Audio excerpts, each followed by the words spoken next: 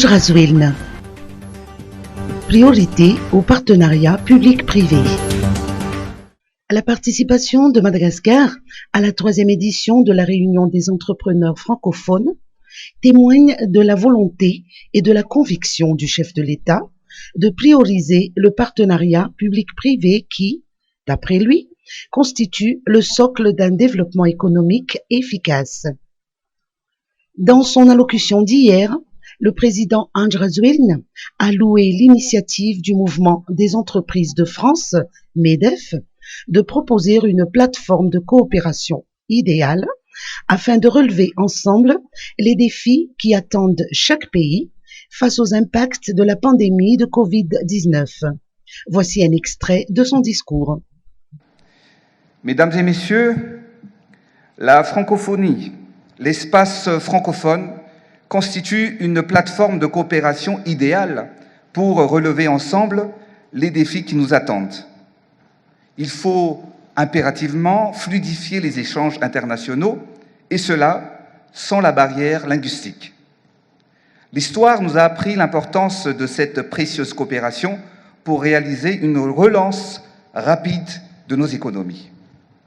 Aujourd'hui donc, plus que jamais, dans le contexte actuel de la pandémie, la rencontre des entrepreneurs francophones est incontournable, car nous devons nous concentrer et échanger pour manifester plus collectivement notre solidarité et notre complémentarité économique, à l'instar du Commonwealth ou de l'ASEAN. Nous avons des valeurs et des objectifs communs à travers nos coopérations économiques, comme la solidarité Nord-Sud, la complémentarité Sud-Sud, le souci de développement durable et la réduction des inégalités. Nous devons à tout prix tirer profit de nos liens commerciaux et en développer de nouveaux pour soutenir les investissements industriels, créateurs d'emplois et de valeur ajoutée dans les pays francophones en développement. Réunion des entrepreneurs francophones. Opération de charme auprès des opérateurs marocains. En marge de la Réunion des entrepreneurs francophones 2021, le président de la République, Anjraswilne, et les opérateurs malgaches multiplient les rencontres avec les membres du secteur privé de différents pays. Hier, la délégation malgache s'est entretenue avec des membres du secteur privé marocain. À cette occasion, le chef de l'État, Anjraswilne, a informé ses interlocuteurs marocains des richesses de Madagascar en matières premières, en mettant l'accent sur nos besoins de formation, de savoir-faire et de transfert de compétences, afin de nous permettre de rattraper les années de retard de développement. Des entreprises marocaines spécialisées dans la logistique portuaire, dans l'immobilier social et économique, dans l'exploitation et l'exportation d'énergie renouvelable, ainsi que dans la transformation des matières premières, ont assisté à cette rencontre. Le président du CGEM, Chakib Ali, a confirmé son engagement à mobiliser les opérateurs marocains ainsi que la volonté de ces derniers à accompagner la vision dynamique du président Anjraswilne. Covid-19. 3 nouveaux cas.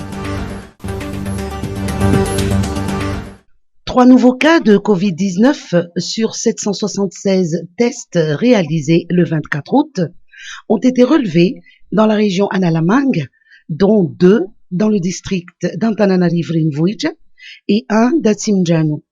Le bilan quotidien du ministère de la Santé publique fait également état de 5 cas de guérison.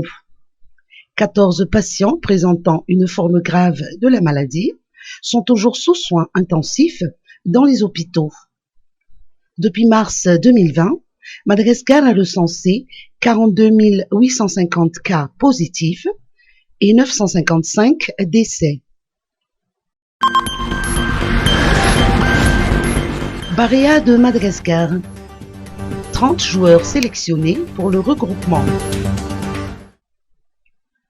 Eric Rabesanjatan, sélectionneur des Barea, a dévoilé hier la liste élargie de 30 joueurs de l'équipe nationale sélectionnés pour les 2 matchs comptant pour les éliminatoires de la Coupe du Monde 2022.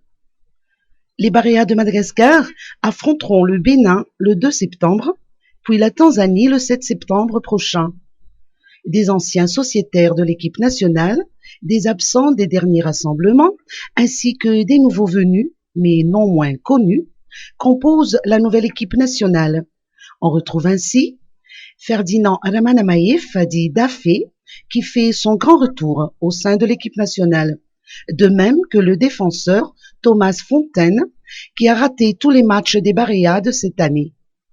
Bastien Eri et Mam Gervais Rengenarsou sont de nouveaux venus.